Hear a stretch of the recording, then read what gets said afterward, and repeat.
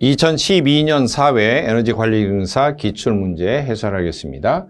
문제 1번, 보일러에서 노통의 약한 단점을 보완하기 위해서 설치하는 약 1m 정도의 노통 이음을 무엇이라고 하는가? 노통은 보일러 수 안에 설치해 놓은 동그란 통 모양의 연소실이죠. 그런데 불을 떼고 있는 곳이기 때문에 연소를 하고 있는 동안에는 엄청나게 열팽창이 이루어지고, 역시 연소를 중지하고 보일러 가동 정지했다 그러면은 다시 수축합니다.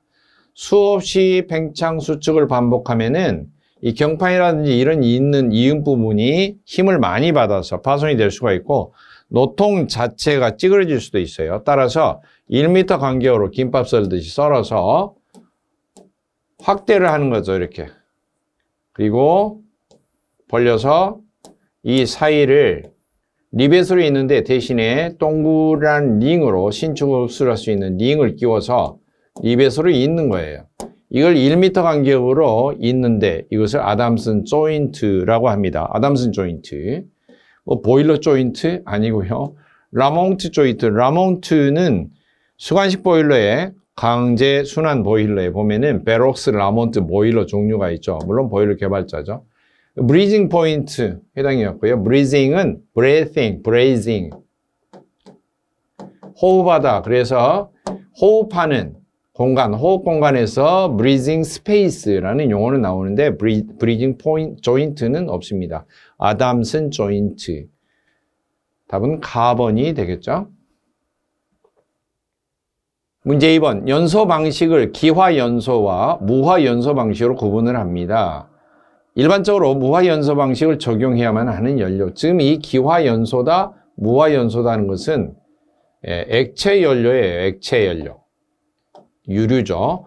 기화 연소는 상온에서 쉽게 증발할 수 있는 그런 연료들을 말하고요. 경질유, 가벼운 품질의 가벼울 경자입니다. 주로 등유나 경유 이런 종류이고요. 그 다음에 중질유, 무거울 중자이고요. 중질유는 중유를 말하는데요. 중유는 상온에서 증발을 하지 않습니다. 그래서 기화연소 방식 또는 증발연소 방식이 채택이 되지 않고 적절하게 예열을 한 다음에 점도를 끈적거리는 성질을 없앤 다음에 안개처럼 분사를 해요. 이것을 안개 무자를 써서 무화연소 방식이다. 한자로 보면은 뭐 연세 드신 분들은 세대가 알겠죠. 비우자에 소리 나는 무자 붙여서 안개 무자를 쓰죠. 그래서 안개처럼 만든다. 그것을 무화연소라고 하고, 무화연소 방식을 적용하는 것은 중유에 해당이 됩니다. 각각 사용하는 번호도 다릅니다. 증발연소 또는 기화연소에 사용이 되는 그러한 번호는 심지식 번호, 포트식, 웰프레임식 이런 종류가 있고요. 무화연소에 사용되는, 중유에 사용되는 번호는 회전분무식, 로타리 번호라고도 하고요. 그 다음에 압력분무식, 그리고 기류식. 기류식은 고압기류식, 저압기류식 구분할 수 있고요. 초음파식 번호 이런 종류가 있습니다. 간혹 이렇게 증발연소냐 무화연소냐에 따라서 번호 종류를 물어보기도 합니다. 적합한 번호 종류. 문제 3번. 보일러 인터록 제어 중에 송풍기의 작동 유무와 관련이 가장 큰 것. 송풍기가 작동이 안 되면은 점화 전에 연소실 내부에 논의 환기가 이루어지지가 않죠. 점화 전에 논의 환기가 안 되면은 혹시나 이런 상태에서 점화가 이루어지면 연소실 폭발이 일어날 수가 있겠죠. 따라서 송풍기가 작동이 안 되면 점화 전에 환기가 안 되기 때문에, 즉 프리퍼지가 안 되기 때문에 전자밸브가 열리지 않아서 연료 차단해서 점화 단계가 아예 진행이 되지 않도록 하는 인터록을 말합니다. 그걸 프리퍼지 인터록이라고 하고요. 그 다음에 저수위 인터록은 수면기 하단이 안전 저수위죠. 거기 밑으로 떨어지면은 과열 사고가 일어날 수가 있죠. 그래서 수면기 하단을 감지하고 있다가 하단에 즉시 도달하기 직전에 경보 울리면서 번호를 정지시켜주는, 전자밸브가 작동해서 연료를 차단해주는 그러한 것을 저수위 인터록. 그 다음에 불착화 인터록은 화염 검출기가 연소실 내부의 화염 상태를 감지하고 있다가 불이 갑자기 꺼졌다거나 또는 점화 초기에 점화가 제대로 이루어지지 않았을 때 전자밸브가 차단해서 번호를 정지해주는 그런 시스템을 불착화 인터록. 저연소 인터록은 증기압력이 올라가면은 연소량을 줄여줘야 됩니다. 연소량을 줄여주는 것은 연료량도 줄이고 공기량도 줄이는데 수동이 아니고 연료 조절 밸브가 자동으로 줄여주게 돼 있는데요. 연료 조절 밸브가 저연소로 연소량이 줄여지지를 않아요. 계속 불이 세게만 타고 있어요. 그러면은 위험하죠. 따라서 연료 조절 밸브가 제대로 작동이 되지 않을 때는 전자 밸브가 아예 연료를 차단해 버립니다. 그걸 저연소 인터록. 그리고 여기 빠져 있는 게 압력 초과 인터록이 하나 빠져 있죠.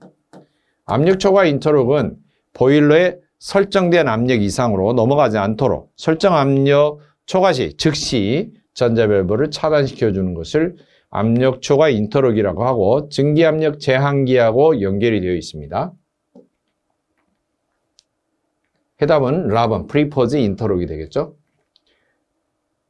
자, 종류가 이처럼 5가지 세부적으로 나와 있습니다. 프리포즈, 불착화, 압력 초과, 저수위, 저연소, 인터록. 상황은 송풍기 고장, 송풍기, 프리포즈 인터록. 화염이 실화됐거나 꺼졌거나 불착화, 불이 안 붙었어요. 불착화 인터록. 증기압력이 설정 압력 초과했어요. 압력 초과 인터록. 이상 감수, 안전 저수위 이하로 수면기 하단으로 떨어졌어요. 저수위 인터록. 그 다음에 저연소 조절이 불가합니다. 불을 줄여주는 게 조절이 안 돼요. 그런 경우는 저연소 인터록. 그러면 감지 부위가 어디냐? 먼저 송풍기 고장나는 것은 송풍기에다가 센서를 꽂는 게 아니고요. 송풍기 출구에 출구 압력, 풍압을 재주는 스위치가 있고요. 그 다음에 화염의 실화 불착과는 화염 검출기, 연소실 내부를 감지하는 플레임 아이나 플레임 로드 방식이 주로죠. 그 다음 증기압력 초과는 증기압력 제한기에서 감지하고 있고, 그 다음에 이상 감수는 고저수위 경보기. 이제 고수위도 감시하지만 특히 저수위 경보기, 수면기 하단을 감지하고 있습니다. 그 다음에 저연소 조절 불가, 뭐예요? 연료 조절 밸브에서 작동이 되느냐 안 되느냐를 따지는 거죠. 예상되는 사고 위험, 송풍기가 고장났다, 환기가 안 됐다, 프리포즈 안 됐다, 미연소 가스 폭발. 화염 실화 불착과도 마찬가지로 미연소 가스 폭발, 연료가 다량으로 분사가 되었다든지, 그 다음에 증기압력 초과, 본체가 파열이 되죠. 터지는 거죠. 압력 초과. 그 다음에 이상 감수, 물이 떨어졌어요? 과열 사고로 유발하고 결국에는 이것도 파열 사고로 이어지겠죠. 그 다음에 저연소 조절 불가, 연소량 조절 불가인 상태에서 과열 사고가 초래돼서 결국에는 파열 사고로 이어지겠죠. 이처럼 여러 가지 상황에서, 위험한 상황에서 전자밸브가 작동해서 버너를 정지시켜주는 이걸 인터록 제어라고 합니다. 자, 송풍기는 프리포즈 인터록과 연관이 되어 있습니다. 문제 4번, 보일러를 본체 구조에 따라 분류하면 원통형과 수관형, 수관식으로 구분할 수 있습니다. 수관 보일러에 속하지 않는 것. 노통 보일러, 원통이죠. 다쿠마 보일러, 수관 보일러, 자연순환식, 수관의 경사각도가 45도로 되어 있는 라몽트 보일러, 수관 보일러인데 강제순환식 보일러. 다쿠마 보일러는 수관식 보일러인데 자연순환식 보일러. 술처 보일러, 수관식 보일러인데 관류 보일러에 속하는 것. 관류 보일러가 술처, 벤슨, 술처, 람진, 엠모스, 벤슬라멧. 자, 라몬트 보일러는 강제순환 수관 보일러인데 또 있죠. 베록스, 라몬트 해도 되고요. 라몽트 해도 되고 라몽 해도 돼요. 발음이 MONT거든요. 자, 노통 보일러는 수관 보일러가 아니죠. 당연히.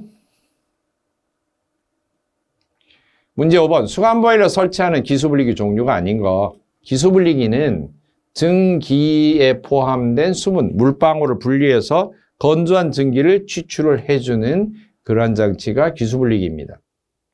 종류는 스, 사, 건, 배, 스크래버형, 사, 사이클론형, 건, 건조 스크린형,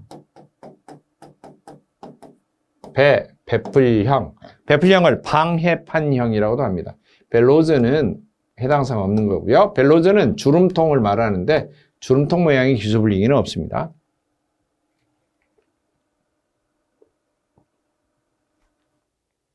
문제 6번. 수간보일러의 일반적인 장점에 해당되지 않는 것. 수간보일러는 가느다란 파이프에 물을 넣고 대나무 밭에 있는 것처럼 수간 다발에다 대고 불을 떼는 거예요. 수간을 잡아주는 조그만 헤더나 또는 드럼이 필요하고요. 이 전열 면적이 넓고 속에는 물이 조금 들어있어요. 그래서 보유 수량이 적으면서 전열 면적이 넓기 때문에 증기 발생이 빠릅니다. 예열 시간이 빠르다. 증기가 많이 나옵니다. 대용량으로 쓰입니다. 효율이 좋고 열을 잘 빨아들입니다. 그런데 속에 구조가 너무 복잡해요. 복잡하고 청소하기도 곤란하고. 자, 보겠습니다. 수간의 직경이 적어서 고압에 잘 견디고 전열 면적이 커서 증기 발생이 빠르다. 2번 용량에 비해서 소요 면적 또는 설치 면적. 보일러의 외형적으로 봤을 때 설치 면적이 밑바닥이 좁아도 용량이 크게 작용이 될 수가 있다. 효율이 좋고 운반 설치가 쉽다. 답은 급수의 순도가 나빠도 스케일이 잘 발생하지 않는다. 틀렸고요. 물이 너무 빨리 끓기 때문에 농축도 빨리 되고요. 농축이 빨리 되기 때문에 스케일도 빨리 달라붙고요. 따라서 스케일, 물때가 안 끼게 하려면 급수 처리를 아주 신중하게 해줘야 된다. 보일러 종류 중에서 수간 보일러에서도 자연순환, 강제순환, 관류보일러 중에서도 관류보일러가 가장 증기 발생 속도가 빠르기 때문에 관류보일러는 정말로 신중하게 해줘야 되겠죠. 라번 과열기, 공기열기 설치가 용이하다 그랬는데요. 연소실이 넓고 하기 때문에 설치하기도 좋습니다. 다번이 틀린 설명이 되겠죠. 문제 7번. 다음 중 물의 임계압력은 임계, 다다를 임자고요. 임전무퇴 할 때. 개는 한계까지 갔다. 보일러에 열량을 가하면은 엔탈피를 집어넣으면은 온도가 상승할 거예요. 0도에서부터 쭉 올라가다가 온도가 상승하지 않고 열량만 들어가는 옆으로 진행하는 구간이 나오고 다시 온도가 급상승합니다. 일반적으로 표준 대기압에서는 이러한 현상이 일어나는 온도, 이걸 100도라고 하는데 이런 현상이 뭐냐? 포화점이에요. 물이 끓기 시작하는. 그런데 만약에 일기압보다 높은 압력 상태면은 100도가 더 올라가서 이런 끓는 현상이 생기고요. 더 압력을 높이면 더 올라가고. 그런데 살펴볼 필요가 있는 것은 물이 한번 끓기 시작하면은 증발이 될 때까지 들어가는 이 증발 잠열이 점점 줄어든다는 거예요. 그러다 어느 지점에 가면은 갑자기 증기로 확 변해버리는, 즉 도중에 빠글빠글 끓는 현상이 없이 바로 증기로 변하는 현상이 나오는데 그게 임계점이에요. 그게 임계 상태고 이 온도를 임계 온도, 이때 압력을 임계 압력이라고 하고 물은 어느 정도에서 이런 현상이 생기느냐? 바로 2565 기압에서 이런 현상이 생기고 이때 이 온도는 얼마냐? 37415 도씨, 37415 도씨에서 임계 상태가 발생합니다. 이건 암기해야 돼요. 측정한 것인가 관찰해서. 답은 2번이 되겠습니다. 임계 상태에서 들어가는 증발 잠열은 제로입니다. 0입니다. 꼭 기억하셔야 됩니다. 문제 8번. 급수온도 21도에서 압력 14kgm/cm, 온도 250도의 증기를 1시간당 14,000kg을 발생한다. 급수온도는 21도시다. 이 경우에 상당 증발량이 약 몇 kPh인가 단 발생 증기는 엔탈피가 635 kcal/kg입니다. 유효율 계산할 때 상당 증발량의 539. 왜냐하면 상당 증발량이 1atm 상태에서 100도씨 포화수를 급수로 넣어서 100도씨 증기로 발생시킬 때 나오는 증기를 상당 증기량이라고 했기 때문에 만약 100도씨에서 100도씨 증기로 나온다. 그러면은 열량이 얼마씩 필요해요? 1kg당 539 증발잠열이 필요하죠. 이것은 고압 상태에서 나오는 실제 증발량 곱하기 비열 온도차 곱한 엔탈피 차이, 즉 증기 엔탈피 빼기 급수 엔탈피하고 같아요. 이쪽도 유효율, 이쪽도 유효율. 따라서 상당 증발량 구하려면 곱하기 539를 이항 정리해서 나누기 한다 그랬죠. 실제 증발량 얼마? 14,000. 증기 엔탈피 635. 빼기 급수 온도는 급수 엔탈피와 같아요. 왜? 물 상태에서는 물 1kg을 1도씨 올릴 때 얼마씩 들어가? 1kcal씩 들어가요. 물 비율이 1이기 때문에. 따라서 21도까지 올린다? 21kcal가 들어간 거죠. 그래서 급수 온도는 급수 엔탈피하고 숫자가 같다. 21도. 그 다음에 얼마? 539 증발점열 나눠주면은 계산기 누르면 답이 나오겠죠. 15,948.05 약이니까 15,948. 자, 문제 9번. 스프링 안전밸브에서 저양정식의 경우, 양정식은 뭐냐면은 이렇게 보일러 본체에서 디스크가 누르고 있는데 이게 스프링으로 눌려 있는 거죠. 그런데 이게 스프링이 들어 올려지는 높이, 즉 디스크가 들어 올려지는 높이를 말해요. 그러면은 증기가 분출이 되는 거죠. 들어 올려지는 높이를 양정이라고 합니다. 양정은 이 뚫린 밸브에 디스크가 접촉하고 있는 부분을 이제 시트라고 그러는데, 시트, 엉덩이 앉는 의자, 시트. 그리고 요것을 밸브가 시트에 접촉하는 거, 이걸 디스크, 동그랗게 가공이 된 부분을, 이 부분을 시트의 면적, 시트의 구경에 비해서 양정이 얼마나 되느냐를 가지고 따지는데요. 그 거리를 가지고 스프링식에서는 저, 고, 전, 양 이렇게 구분해요. 저 양정식 조금 덜 올리는 거, 고 양정식, 전 양정식, 그 다음에 전양식. 전 겹치니까 마지막 네 번째는 양자, 두 번째 글자로 했습니다. 이 중에서 저양정식의 경우가 뭐냐라고 하는 경우에요. 답은 40분의 1에서 15분의 1 미만. 그 다음에 15분의 1에서 7분의 1, 요 사이는 고. 자, 암기법이죠. 저, 고, 전, 양. 40분의 1부터 출발합니다. 40분의 1에서 15분의 1. 15분의 1에서 7분의 1. 그 다음에 7분의 1 이상. 그러면 전양정식. 그 다음에 1.15배. 1.15배 이상이다. 그러면은 전양식 구분하기 때문에 저양정식 가장 처음 낮은 거죠. 40분의 1에서 15분의 1 미만. 그러면은 2번 15분의 1에서 7분의 1 미만. 그럼 뭐예요? 고양정식. 이렇게 되겠죠. 문제 10번. 인젝터의 작동 불량 원인하고 관계가 뭔가? 인젝터는 증기를 분사를 해서 물이 딸려 올라와서 혼합이 되어서 분사가 되는 장치입니다. 비상용 급수 장치예요. 그래서 이 증기 힘으로, 증기 분사하는 힘으로 물을 흡수를 해서 보일러로 공급하는 이런 장치. 한마디로 훅 불어서, 증기로 불어서 물을 공급하는 거예요.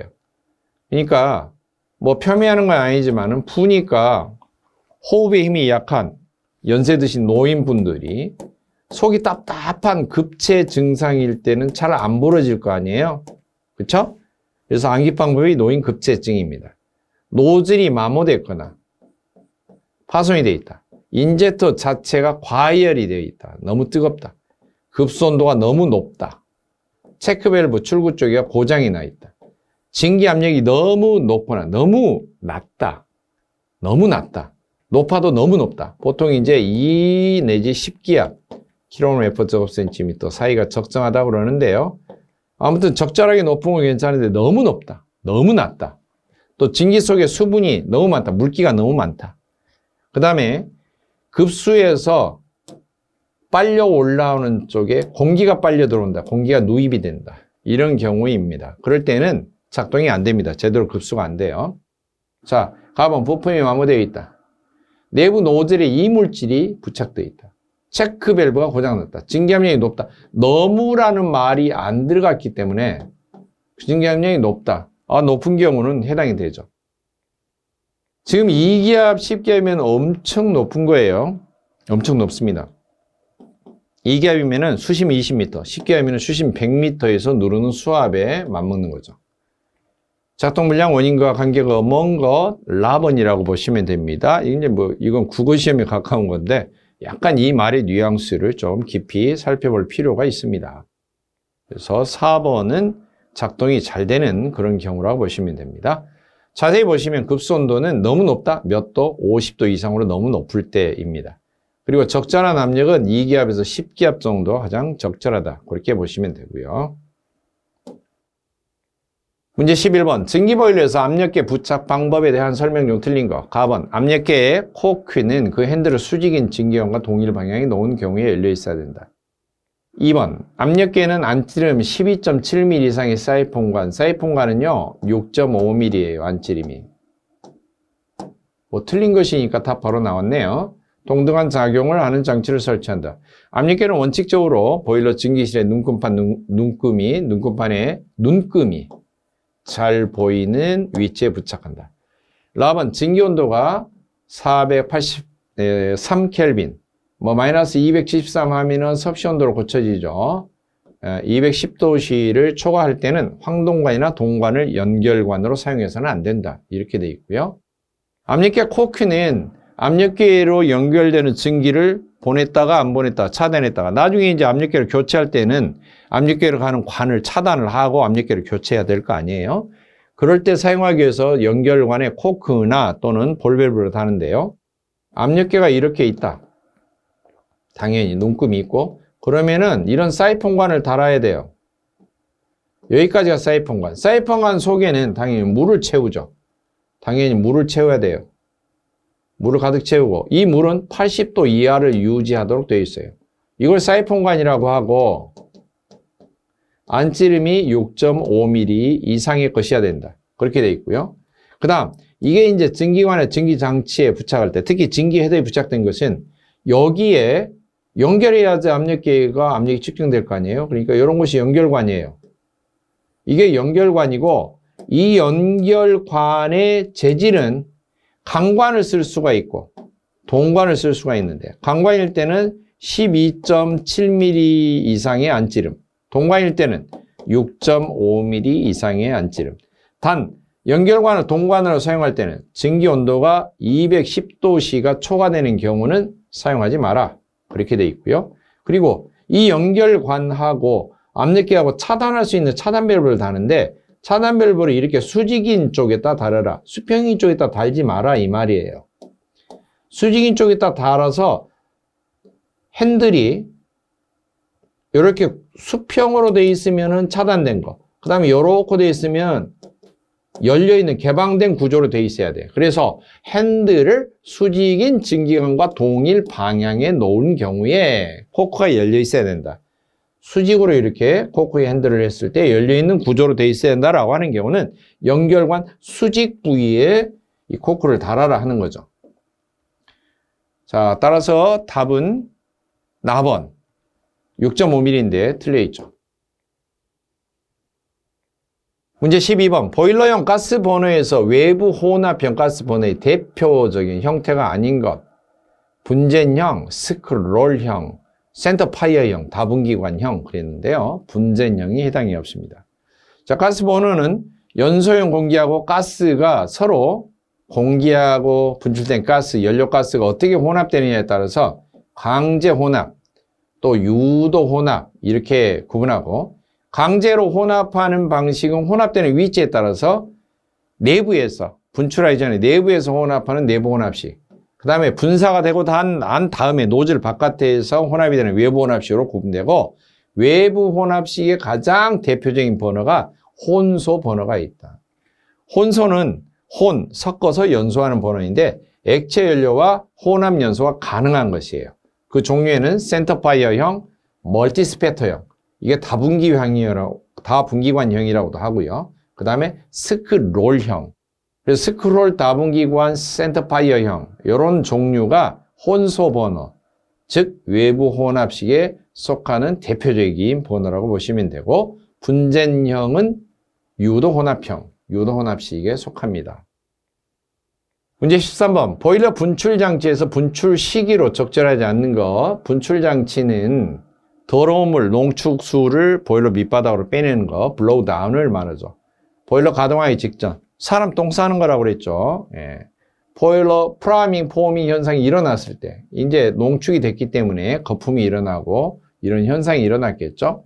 그 다음, 관수, 보일러 수가 농축이 되어 있을 때, 이럴 때는 빼줘야겠죠. 만약에 가동하기 직전이란 용어를 쓸 수 없이 하루에 24시간 계속 가동이 되고 있다. 연속 가동하고 있는 보일러는 보일러의 불을 가장 약하게 뗄 때, 높을 때가 아니고 낮을 때. 너무나 불을 세게 떼고 있으면 보일러 물이 대류 현상으로 순환이 되고 있기 때문에 농축수가 밑에 가라앉지를 않아요. 그러니까 불을 약하게 뗄 때 분출 작업을 해야 된다. 이런 이야기입니다. 답은 3번이 되겠죠? 자, 그 다음 문제 14번. 보일러 자동제어에서 신호 전달하는 방식이 아닌 것. 자동제어 신호 전달하는 것은 공기, 유압, 전기식 이렇게 세 가지가 있습니다. 자석식으로 신호 전달하는 것은 없어요. 자, 그러면 전기식은 뭐냐? 복잡한 신호가 가능하다. 그 다음에 전송 거리가 멀다. 멀리까지 이송할 수가 있다. 그 다음에 지연 시간이 없다. 신호 전달 시간이 엄청 빠르다. 지연이 되지 않는다. 그 다음에 유압식의 대표적인 특징은 인하의 위험성이 있다. 그러나 조작하는 힘, 조작력이 강대하다. 물론 공기압식에 비해서 강대한 거죠. 전기식이 엄청 강대하죠. 자, 공기압식, 복잡한 신호는 절대 안 된다. 전송 거리 짧다. 단 인하의 위험성은 적다. 네. 그래서 인하의 위험이 있는 곳에는 공기압식이 적합하다고 볼 수가 있겠죠. 4번 자석식은 없습니다. 문제 15번. 육상용 보일러 열 정산 방식에서 환산, 증발, 배수. 환산은 상당이라고도 해도 되고요. 증발, 배수의 말 뜻은 뭐냐면은 증기량을 연료 사용하는 양으로 나눠본 거예요. 즉 연료 1kg을 연소할 때 증기가 몇 kg이 발생하느냐가 증발 배수이고, 이 증기량을 실제 증기량을 넣어서 계산하면 실제 증발 배수, 상당 증발량을 넣으면 상당 증발 배수라고 하는데, 그게 상당 증발 배수가 환산 증발 배수예요. 그래서 가장 적합한 거, 가번 증기 보유 열량을 실제 연소열로 나눌까 합시다. 아니고, 발생 증기 엔탈피와 급수 엔탈피 차이를 530으로 나눈 것이다. 아니에요. 자, 발생하는 증기 엔탈피와 마이너스 급수 엔탈피 차이를 539로 나눴다? 어디서 많이 연상되는 식이죠. 뭐죠? 상당 증발량 곱하기 539는 실제 증발량 곱하기 증기 엔탈피, 급수 엔탈피와 같다. 상당 증발량 구하려면 539 옮겨서 이항정리 나누기로 하면 된다. 실증도 저로 옮겨야죠. 나누기로 이렇게. 그러니까 이 말은 요 식은 즉 상당 증발량을 뭘로 나눈 것이다? 실제 증발량으로 나눈 것이다. 이 말이고요. 이 말은 증발 배수가 아니고 증발 계수라고 합니다. 이게 왜 그러냐면요. 실제 증발량은 고압 상태에서 아주 어려운 환경에서 증기가 나와요. 증기량이 적습니다. 그리고 고압이기 때문에 증기가 눌려요. 단단하고. 근데 상당 증발량은 1기압 1atm에서 100도씨 포화수로 급수를 해서 100도씨 포화 증기로 나오게끔 하는 거예요. 실제로 1기압으로 작동되는 보일러는 없습니다. 증기량이 많아요. 그래서 실제 증발량을 상당 증발량으로 바꿔보면 몇 배나 뻥튀기가 될까? 그게 증발 계수예요. 그게 이렇게 계산하는 거죠. 그러니까 나번은 물론 증발 배수하고는 거리가 멀죠. 답은 매 시간당 환산 증발량, 상당 증발량을 매 시간당 연료 소비량으로 나눈 값이다. 이게 맞죠? 라번 매 시의 환산 증발량, 증기량을 전열 면적으로 나눈다. 증발량을 전열 면적으로 나눠보는 거, 그러면은 뜻이 이렇게 되겠죠. 전열 면적 1제곱미터당 증기가 1시간 동안에 몇 킬로그램이 나오느냐? 킬로그램 퍼 제곱미터 하고, 전열 면적 1제곱미터당 증기가 몇 킬로그램씩 나오느냐? 전열면 증발률이라고 합니다. 각각 어차피 계산 문제로는 잘 나와요. 전열면 증발률, 이 식도 잘 나오고요. 자, 답은 따라서 몇 번이 답이다? 4번이 답이 되겠죠. 단위는 킬로그램 per 킬로그램 연료, 밑에 킬로그램이 연료고요. 위에 킬로그램은 증기를 뜻한다는 것이죠. 문제 16번. 보일러의 오일 버너를 선정할 때 고려할 사항으로 틀린 것. 노의 구조에 적합할 것, 연소실 구조에 적합한 거죠. 답은 부하 변동에 따른 유장 조절 범위를 고려할 것. 답은 버너 용량이 보일러 용량보다도 여유치를 가지고 더 어때요? 적을 것이 아니고 약간 클 것. 버너는 최소한의 연소량을 확보를 해줘야 되기 때문에 보일러에서 요구하는 용량보다는 약간 여유치를 두고 약간 커야 된다.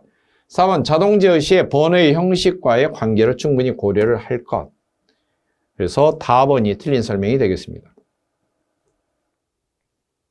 문제 17번 보일러 자동 제어를 의미하는 용어 중에 급수 제어. 자동 제어는 보일러를 오토매틱으로 컨트롤한다. 오토매틱 보일러 컨트롤. ABC가 보일러 자동 제어고요.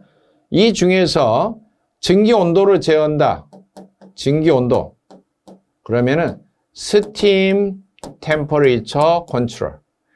그 다음에 물 넣는 걸 공급한다. 급수 제어다. feed 공급한다. water 물을 컨트롤한다. FWC. 세 번째 연소 상태를 제어한다. 연소 제어. 자동으로 연소 제어한다. 그러면은 automatic으로 combustion 연소를 컨트롤한다. ACC. 그래서 지금 보기에는 FWC가 답이죠. STC는 증기온도 제어, ACC는 자동 연소 제어에 해당되기 때문에 4번이 답이 되겠죠. 문제 18번 연소 시에 공기비가 많은 경우 단점에 해당하는 거. 공기비가 많다. 공기량이 많이 들어갔다. 너무나 과다한 공기가 많이 들어갔다 이거예요. 물론 불은 잘 타죠. 하지만 그 많은 공기가 다 굴뚝으로 빠져나가면서 배기가스량이 증가해서 배기가스 열손실이 커지고요. 뿐만 아니라 연소실이 냉각이 돼요. 냉각이 됩니다. 결국에 냉각이 돼요. 냉각이 되니까 차가워져요. 그래서 열손실도 커지고 뿐만 아니라 진동연소, 불을 떨어요. 진동연소가 된다. 불완전 연소하고는 관계없어. 공기비가 일단 많으니까 공기량이 많으니까 불완전 연소 아니고 미연소 아니고 미연소 아니고 따라서 해당하는 거, 단점에 해당하는 거 4번이 가장 적합한 설명이죠. 자, 공기량이 부족할 때, 적절할 때, 과다할 때 보면요. 부족하면 불완전 연소, 미연소. 과다하면은 완전 연소가 되기는 하지만 배기가스 열손실이 증가해요. 연소실이 냉각하고 그리고 남아도는 과잉산소가 많아서 고온부식, 저온부식을 촉진합니다. 그 다음에 부족할 때는 불완전 연소가 되기 때문에 발열량이 많이 안 나요. 덜 타니까. 미온수가스도 많이 나오고요. 맨도 많이 발생합니다. 자, 그러면 과다할 때는 어떠냐? 남아도는 공기 중에 남아도는 산소가 많이 포함되어 있어. 그런 불꽃을 산화염이라고 합니다. 그럼 부족하면 어쩌냐? 산화의 반대말이에요. 환원염이라고 그래요. 화염 중에 일산화탄소, 덜 탄 성분이 포함되어 있다.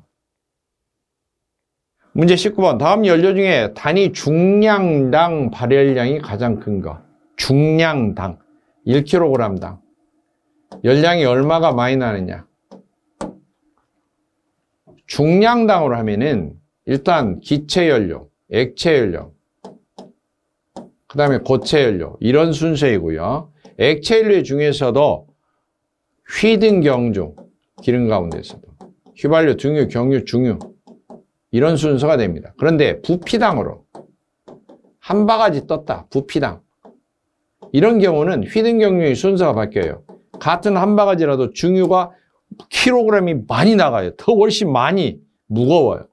탈 것도 더 많고. 그래서 휘경등휘 이렇게 중경등휘 부피당으로 물어보면 그래서 중량당이다 그러면은 발열량이 가장 큰 것 증유가 되겠죠. 휘발유가 없으니까.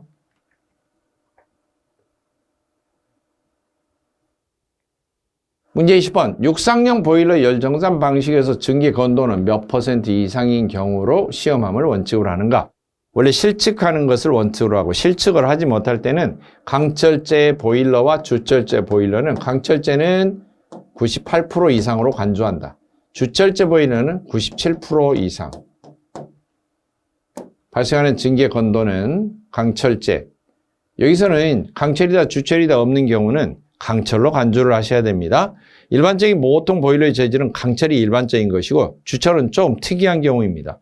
따라서 표기가 없는 경우는 강철제이고 만약 강철이 아닌 경우는 주철제라고 반드시 명시를 해야 됩니다. 21번 연소에 있어서 환원염 바로 조금 전에 설명했죠. 과잉산소가 많이 포함됐다. 이거 산화염이죠. 공기가 너무 많을 때. 공기비가 커서 아니죠. 과잉 공기가 많아서 아니죠. 산소 부족으로 불완전 연소가 돼서 덜 탄 CO 성분이 포함된 화염. 이게 바로 환원염에 속한 거죠. 22번 보일러 급수 제어 방식에서 3요소식에서 검출하는 대상이 아닌 거. 급수 제어할 때 검출을 한 군데에서 하면은 1요소, 두 군데에서 하면은 2요소, 세 군데에서 하면은 3요소 이렇게 돼 있죠. 1요소는 하나만 측정해요. 뭐만? 수위만. 수. 2요소는 뭐냐? 수위에다가 증기량까지 측정해요. 증. 3요소는 여기에다가 급수량까지 측정을 해서 제어를 합니다. 급, 수, 증, 급. 물론 3요소니까 수위, 증기량 다 포함해서 검출을 해서 제어를 하고요. 따라서 공기압은 관계가 없는 설명이겠죠. 암기방법 수, 증, 급 이렇게 하시면 됩니다. 23번 물질 온도는 안 변해요. 상이 변화했다. 즉 상태가 변화했다 이 말이야. 고체, 액체, 기체로 변했다. 사용되는 열량이 뭐예요? 잠열이죠. 잠열. 잠열. 나머지는 상관이 없는 용어고 현열은 온도가 변화될 때 사용되는 열량이죠. 물이 끓어서 증기로 변할 때 빨아들이는 열, 증발 잠열 이런 것들이죠. 얼음이 녹아서 물로 될 때 빨아들이는 열, 융해 잠열 이런 거죠. 자, 24번 충전탑은 어느 집진법에 해당이 되는가? 충전탑, 세정식 집진 방법 중에 들어갑니다. 가압수식, 가벤사충. 세정식은 유수식, 회전식, 가압수식 이렇게 있는데요. 물을 압력을 가해서 분무하는 것인데 가압수식이 가벤, 벤츄리 스크래버, 사이클론 스크래버, 충전탑 이렇게 했는데 가벤사충. 충전탑은 아무튼 물을 사용하는 방식이다. 그래서 세정식 집진법에 해당한다. 자, 그러면 자세히 한번 보겠습니다. 집진장치. 연소실에서 배출되는 배기가스 중에 먼지를 제거해서 대기 오염을 방지하는 시설로서 건식과 습식으로 구분합니다. 건식은 물을 뿌리지 않는다. 습식은 물을 뿌린다. 건식에는 중력식, 관성력식, 원심식. 원심식을 사이클론식이라고도 합니다. 그 다음에 여과, 필터식, 전기식 이런 종류가 있고 습식은 유수식, 가압수식, 회전식, 충전탑. 충전탑은 원칙적으로는 가압수식에 속하는 방법입니다. 가벤사충 그렇게 외우시면 되고요. 가벤사충 충전탑이 분무탑인데요. 자, 이런 종류들이 있습니다. 25번 보일러에서 사용하는 급유 펌프에 대한 일반 설명으로 틀린 것. 1번 급유 펌프는 점성을 가진 기름을 이송하므로 기어 펌프나 스크루 펌프를 주로 사용한다. 4번 급유 탱크에서 버너까지 연료를 공급하는 펌프를 수송 펌프라고 한다. 서플라이 펌프, 공급 펌프라고 한다. 급유 탱크에서 버너까지 연료를 공급하는 것. 잘 보셔야 됩니다. 다음 급유 펌프의 용량은 서비스 탱크를 1시간 내에 급유할 수 있는 것으로 한다. 그 다음 4번 펌프 구동용 전동기는 작동 기름의 작동류의 점도를 고려해서 약 30% 정도 여유를 주어서 선정한다. 그러면은 해당 사항이 뭐냐? 4번이 수송 펌프가 아니고요. 이런 것은 사용하는 목적에 따라서 이송 펌프 그렇게 구분하고요. 또 버너 바로 앞쪽에 설치해서 버너에 분사하는 유압을 일정하게 유지시켜주는 유압 펌프 또는 메탈링 펌프라고도 합니다. 이것을. 그래서 일반적으로 버너로 이송하는 것은 이송 펌프 그렇게 구분을 하고요. 수송 펌프라고 하지 않습니다. 이송 펌프는 주로 기어 펌프를 사용합니다. 끈적거리는 기름은 기어 이빨로 물어서 이렇게 공급을 해야지 잘 공급이 되고요. 일반 임펠러식으로 돌리는 것은 끈적끈적해서 날개가 돌아가지 않습니다. 26번, 보일러의 연소실의 열부하 단위로서 맞는 것. 연소실에서 열량이 얼마나 발생할까? 이것은 발생하는 열량 kcal/h를 연소실 최적으로 나눠본 거예요. 그래서 적합한 단위 1번이 답이 되겠죠. 보기 4번은 1시간의 열량 그런 의미고요. 보기 4번 kcal/kg은 1kg당 지니고 있는 에너지 열량 엔탈피, 1kg당 상태 변화할 때 필요한 잠열, 연료 1kg당 연소할 때 발생하는 열량 이런 뜻이고요. 자, 문제 27번. 과열 증기에서 과열도라고 하는 건 뭐냐 하면은 증기 온도가 상승할 때 물이 뜨거워지다가 끓기 시작해서 다 끓어서 포화 증기가 됐는데 여기에서 온도가 더 상승한다. 열을 가해서 그러면 쫙 온도가 올라가죠. 그래서 온도가 더 올라간 것을 과열 증기라고 하고 과열 증기하고 포화 증기하고 이 온도차를 과열도라고 합니다. 그렇기 때문에 보시면 과열 증기와 포화 증기의 온도차이다. 이게 정답이죠. 4번 과열 증기 온도의 증발열을 합한 것이다. 과열 증기 압력과 포화 증기 압력 차이다. 과열 증기 온도의 증발열을 뺀 것이다. 전혀 무관한 것이고요. 해답은 가번이 되겠죠. 28번 수관식 보일러 중에서 기수드럼 2~3개가 있고요. 수드럼이 1~2개를 갖는 것으로 관의 양쪽을 구불려서 각 드럼이 수직으로 결합하는 구조로 되어 있는 보일러. 이 보일러 설명에 기수드레가 이렇게 있고요. 그 다음에 수드럼이 밑에가 이렇게 있다는 거예요. 그래서 이렇게 연결했다는 거죠. 불을 이렇게 뗀다는 거죠. 이게 뭐냐? 스털링 보일러의 구조다. 스털링. 그럼 야로우 보일러는 상부에 직경이 큰 드럼 1개, 하부에 수 드럼을 3개 배치한 사동이다. 이렇게 직경이 큰 드럼을 하고 밑에다가 수 드럼을 이렇게 배열을 해서 사용을 한다. 문어발식으로. 이거 야로우 보일러고요. 자, 다쿠마 보일러는 상부에 기수드럼, 하부에 수드럼을 놓고 연결을 해서 45도로 이렇게 배열을 해서 설치한 보일러. 이게 이제 다쿠마 보일러고요. 문제 나와 있는 거, 이 딱 형태로 특징 정확하게 설명해서 물어보는 스털링 보일러는 거의 10년 동안에 한 번 출제된 문제라고 보시면 됩니다. 29번, 절탄기 및 공기열기에서 유황 성분에 의해서 발생되는 부속. 부식은 고온부식과 저온부식 중에서 저온부식이죠. 고온부식은 연료 중에 유황이 아니고 바나디움 성분 때문에 발생하죠. 자, 그러면 점식은 무엇 때문에 생길까요? 보일러 물속에 용존, 녹아있는 가스 성분, 주로 가스 성분이 이제 용존 산소 때문에 점식이 발생합니다. 답은 저온부식이고요. 고온부식은 절탄기 공기열기가 아니고 과열기, 제열기. 저온부식은 절탄기, 공기열기. 따라서 과, 제, 절, 공, 폐열 배수장치 설치 순서죠. 앞쪽은 뜨거운 채로 고온부식, 뒤쪽은 차갑게 식어서 저온부식. 이렇게 발생하죠.